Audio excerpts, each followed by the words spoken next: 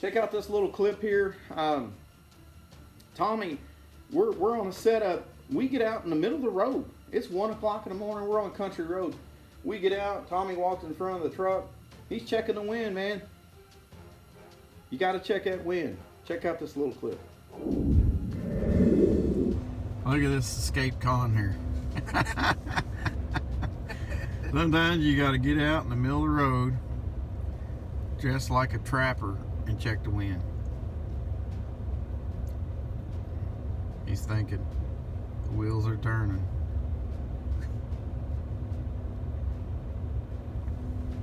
What's it look like? I'll tell you what, the wind's jacked up, man. Yeah. It's swirling. Sometimes you gotta get out in the middle of the road and check the wind. Swirly. Swirly? Swirly. Swirly it is. So yeah, it's pretty cool. Tommy jumping out like that, checking the wind. It's something we do all the time. Want to take y'all a little bit further this week and talk about scouting. I got a couple little clips. Brandon had just shot in one. Works for me. Brandon had just shot in one. And we're on the way out to pick it up. And we see a possum out in this field, and this possum starts running away. They just run away from Brandon, man. He's a big old scary dude, man. Look like a lumberjack. So these possums run from him, and he just disappears. So we're taking the light over there, like, where the heck did he go? There's this big sinkhole in the middle of the field, middle of this cornfield, which is common around here, but this sinkhole has been turned into a coyote den. So we look in the bottom, there's a great big hole like this big around in the bottom. It looks like, when I went back and watched the footage again, because I didn't get down in there and mess around, but there's like a little skull head down in there. I even say something about it. I don't see any bones. If you look, it looks like a little skull head or something down in there. A little fawn head or something. But this possum ran out in there, and I told Brandon, I was like, man, I see a head sticking out. And pretty funny, pretty neat little clip here. We do find some scat on the top, and we spent a lot more time there scouting out after the video, but did determine it was an active coyote den. A lot of good sign there, a lot of scat, which is coyote crap. Wanted Brandon to taste it to make sure and tell me, say, what are they eating, Brandon? You know, which areas are they feeding from? And, you know, get there and chew on it a little bit and tell me where they're hunting at. He wouldn't do that, so we had to use the best judgment we had that day. Really cool little clip. Check this one out. I think you'll find this interesting. Something you don't come across every day. Check it out. Zombie Squad checking in. Comes old Pizza Boy. Come on, Pizza Boy. I done started a video now. Here comes Pizza Boy.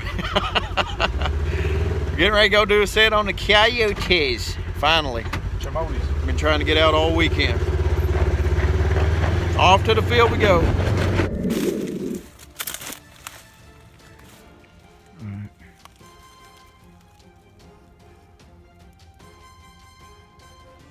Take him if you can.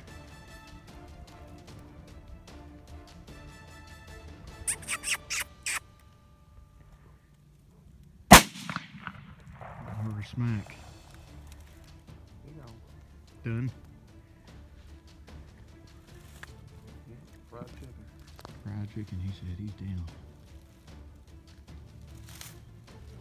Good shot.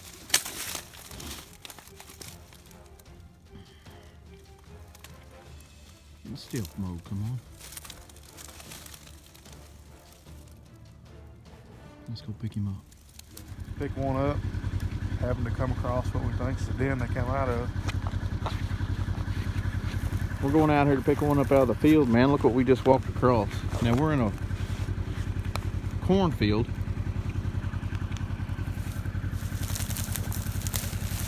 Check this out. Uh-oh, I see a nose sticking out, Brandon. There's something down in there. See it? Is it a possum? He jumps out of there with an attitude. I'm going to introduce him to this 12 gauge with a coyote load in it. Come on. But I'll tell you what, I don't think that's no possum. that ain't no possum den. He might have, we might have spooked him down in there coming across. He ain't careful. He's gonna get in the wrong den. Check that out. Let's look around here. We are in the middle.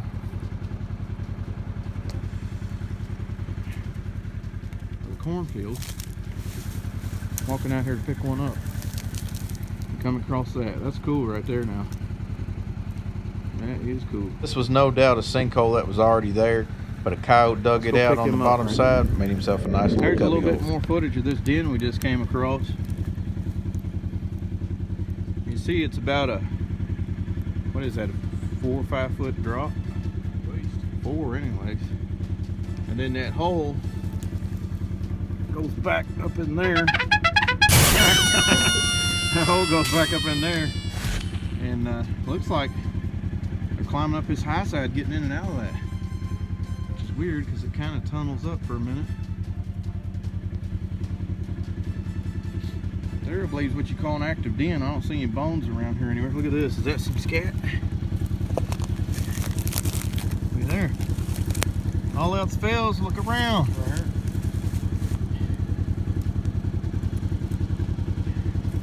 Got some hair in it. We're gonna get you up close and personal here, boys. Got some scat here on the ground. Got a little bit of hair in it. Now, if I could just convince Brandon to taste this scat, we might be able to figure out where their food source is coming from. Close in on. He wasn't about to have it. Pretty cool. On to the next one. Man, that little possum, he went in there trying to get away from the zombie squad. And he went right into the coyote's den, man. I don't know which is worse, the zombie squad or the coyote's den. So he made his choice. We left him alone that night, left him in there spend the night or whatever, and meet his demise, who knows. But pretty cool little clip. Here's another little video that we took. We were out in the field doing a set, and we saw, this is coyote sign that you want to look for. This is a spot where a coyote had been digging in this loose ground, and they dig up mice. You know, they're hunting mice. They're hunters. That's how they're out. They're digging. They're scratching. They're sniffing. So this little spot here.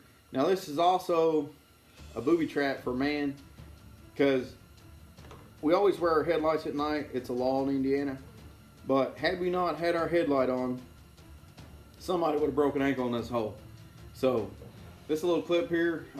Lucas is with us now at this point, and come across this where this coyote's been digging. Pretty neat little deal here. Check this one. Check this one out. And a little bit more coyote hunting. Come across another spot where a coyote's been digging. Mousing. Digging him out of mouse, ain't he? You step in there, you're gonna break an ankle, you know what? Get on to this next spot. So yeah, it's just another type of scouting that you can do when you're out. You know, you're out squirrel hunting, you're deer hunting, you're rabbit hunting. We got some coon hunters out there. We don't hunt with dogs, we hunt for dogs, but we do coon hunt. I like calling them out of the tree, man, getting right in the mix with them. We do a lot of that, but anytime you're out hunting like that, do a little scouting. If you got any predator blood in you like me, you're doing scouting, you're always looking, you're always putting yourself in the position of a coyote, finding your high spots, checking the prevailing wind, you know, finding the cover, you know, where the coyote's coming from. Are the coyotes there? Is there any scat? You know, well, sometimes as part of a scouting, you know, I'll do some howling. I'll go there in the nighttime once I've gotten permission to hunt that spot, and I'll locate him. You know, you can locate a coyote just like you do a turkey. You know, you got that box call out there, that slate call, and then you hear that turkey gobble, you know where he's at. I like to go out and, you know, I'll find them and figure out where they're at. 2 or 3 days later, or the next night, go out and, you know, you got a different call, a different sound, and you stay in a different position when you howl. And, you know, if it's pretty consistent time frame when you're hearing them in that spot, pretty good chance, you know, they've got a homestead there. So, you know, I'll just go out and, you know, this is a dog pound here, Steve Kreiner. Flexstone call. This is a nice little all-around howler, real effective. Had lots of luck with this. Lots of dogs came in, and they typically answer it. You know, just throw something out.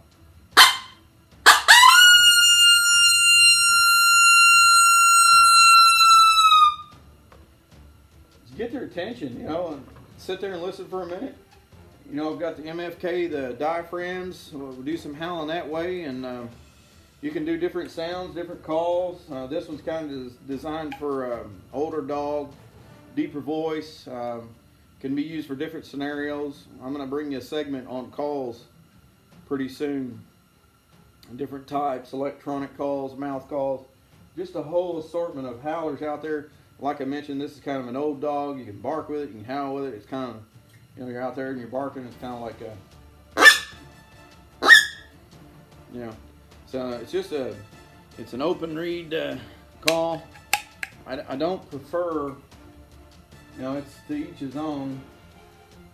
Actually, don't. Here's a lanyard that has several on it here, but they make the coyote howlers that have the closed reed like this. They take a lot more wind. They're a lot harder to control. Something that I don't typically prefer to use. I like the open reed call. You really want to shine the gonads out one night, man, and we'll talk about the different sounds they make and knowing what you're saying when you're howling, that sort of thing. But to bellow out with this old male call here, man, it'll make the hair on your neck stand up and make you reach around and slap your mama right in the mouth. Kind of sound like this right here.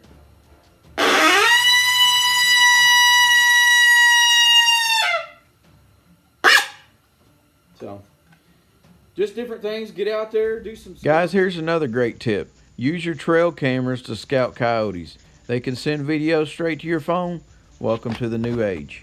Find them, get your spots, check it out daytime. If you got access to getting in there in the daytime, where you can really, you know, you can see your cover and where they're coming from, and this little rise in this field I don't really care for, so I'm going to do some adjusting there. Always set up to where you're downwind. If you can't see the downwind in your spot, I wouldn't sit there. Like I said, you got Matlock, you got Roseanne, you got something else you can do. I'm just teasing y'all, man. Go to another spot. Keep going. That's how you're gonna get. It's good to study these little clips that you get on your game cameras. It can help you to determine a coyote's pattern when he moves and when he's laying tight. These foxes, you got to stay after them. So thanks for joining us. Really hope I brought something to the table here you can take away. This is a personal experience that I just had. I'm going to go back and get that gray fox, and when I get him, I'm going to show him to y'all. It's just a matter of time now. I know he's there. He done messed up. He done messed up, because now I know that he's there, and I'm going to do everything I can do to put him back in my lap. Now I just want to take him with a shotgun now. 5 more steps here, man. 5 more steps I'd have had him with a shotgun. Almost had him with a rifle as he's leaving. Really nice when you got somebody with you, but when I get that night vision in a few days and get set up for that, there's no more question. I'm going to be able to identify quicker a bobcat, a fox, a coyote, deer, see all kinds of deer at night. Guys, watch some of the videos I'm putting out. If I'm lying, I'm dying. I'm howling, you know, right next to deer. I got deer 50 yards from her.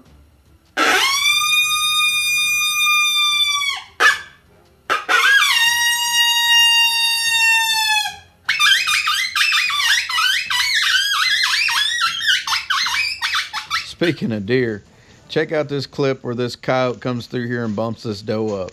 She gets a little nervous, but goes right on about her business. Deer still standing there. Yeah, they're used to it, but what I'm getting at is this is the sounds that we make in the field. This is the sounds that I make. The electronic caller makes that sound. These are the sounds that I'm bringing with me to kill these coyotes, and it's not affecting these deer. So any of y'all out there that got these prime deer spots and you don't want me to get in there, that's fine. But my personal opinion is it's not affecting them. It doesn't scare them. I've seen it too many times. Got too many videos. Deer right up in her face. Jamie Cochran and myself, not too long ago, I walked up and almost pet a deer. I got about 15 yards from it every time. And she would scoot up about 5 more yards from me, and then she would just go back to eating. I had the red light on her, just seeing how close I could get. So glad you joined us. It's been another tips and tactics moment. I like to call this one, don't assume till it's on the ground. So until next time, Keith Couch from Team Zombie. Always check your wind. Make them go where you want them to go. Don't sit and wait on them to go where you think they want to go. Put them where you want them. You can do that. Get you one of these high dollar chalkboards right here. Get you something. Get you a pad of paper. Get you a scribe and a chisel. Draw you something up. Study your properties. Look at your aerial photos of the land and figure out and dissect them. Locate them at night. You know, figure out where they are. Here's another great tip, guys. When you get that first snow of the season, it's a very opportunistic time to get out there and find some fresh tracks. Oftentimes the coyote will show you where he's bedding at, maybe where his feeding patterns are. Good time to get a feel for where he's moving to and the time frames. So remember that first snow, get out there and make it happen. Figure out where the wind is. Find you some cover. Daytime sets are so different than nighttime. This set was at nighttime.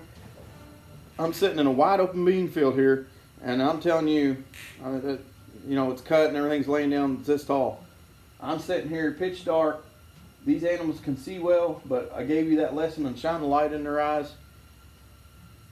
Put all this together, and it'll work for you. But the main thing is, this is a nighttime setup. Now that's not going to work, what I told you that I did, if it's daytime, because you're sitting here in a wide open field. This bobcat stuck his head over and see me, he's going to bolt. This fox come down here, if he see me, he's going to bolt. But at nighttime, I got the advantage of putting that light in their eyes, and they're doing what I want them to do. They're in my class. They're in my world, and it's going to be bad. It's just going to be bad. Daytime hunting, you're going to need to find you some cover. This is probably not going to be a good daytime set here. I might be able to make it work depending on which way the wind's blowing. I might be able to nuzzle in the fence row here if I've got another guy that I can put on this side, because we can hunt both sides in the daytime. If I sit in this fence row here, put a guy here watching this way, I'm watching this way. Only if the wind's blowing towards the road. The wind's coming out of the woods blowing towards the road, I can make that set work. I can make it work probably with the wind blowing left to right or right to left. By sitting the person in the same way and then setting the collar up kind of like what I did here. But if the wind's blowing towards the woods, it's over. Don't even try it. So I told you we were going to talk about setups. We're going to talk about nighttime setups, which we just did. I'm going to bring you some episodes from some daytime setups. We got some awesome footage. I promise you I'm working on it, putting it together. Looking forward to bringing it to you. We brought you the potatoes, now we finna bring you the meat. Might have to edit that. Anyways, Keith Couch, Team Zombie. Man, join us in Zombieland. It's a revolution, it's happening. You might as well get on board with it. We're coming at you. Once again, if you're from this area, Indiana, southern Indiana, Scottsburg, January the 12th, 2018. They're having the second annual coyote hunting contest. We're going to meet at the Scott County Fairgrounds, 7 o'clock Friday night, January the 18th. Lots of young guys, lots of young cats. There's some older cats. I like to see lots of people come in. The more the merrier. Tough conditions, getting tougher as the year goes on. Lots of people out there squalling and, whatever, doing their thing. That's great. More the merrier. I used to really be against it, but anymore I don't even care, because I do my thing and do pretty good at it. Very successful. Breaking spots down like this, figuring out what I did wrong, and living and learning. You'll hear me say that a few times too. So gotta move on with this thing, man. and keep after them. That's what I told Lucas. Lucas is the host of that 2018 contest. He and I just hung out, did some hunts, got some great footage coming to you. That's what I do best is blab. Oh yeah. So old buddy Lucas come down, and Lucas is from where you from? Scottsburg. Scottsburg. Lucas is the one that hosted that 2017 Austin, Indiana Coyote contest. He's got another one coming up January the 12th, 2018, and I believe it's going to be held at the Scottsburg Fairgrounds. Is that right, Lucas? Yeah, at the Saddle Cup. It's going to be an all-weekend hunt. Let's see here. All-weekend hunt. Winner takes 75%. Second place takes 35%. Third place gets $40. You can't beat that, boys. Go out and kill some dogs, shoot some daggone foxes and squirrels and cats and whatever, and get some money. We're on gun detail here. I just did a set by myself, and I'm more excited than a fat kid in a donut shop right now. Caught in a bobcat and a gray fox. Lucas is fixing his light, and he's gonna roll with the zombie squad tonight. We're getting ready to go on some big country. Stick with us. And he's real enthusiastic. He loves the coyote hunt. Right off the bat, he and I are hitting it off. Because if you want to get along with me, you gotta love to do some coyote hunting somewhere down in you. So, not really, but it helps. So Keith Couch, Team Zombie, thanks for joining us. We'll be seeing you on the next setup. Hopefully teach you a few more things. Stay with us. Follow us all season long. Hashtag Team Zombie. Thanks for joining us, guys. Join us next time as we get into some daytime hunting. We're going to talk about setups, cover, and the calls we use. Looking forward to hunting with you.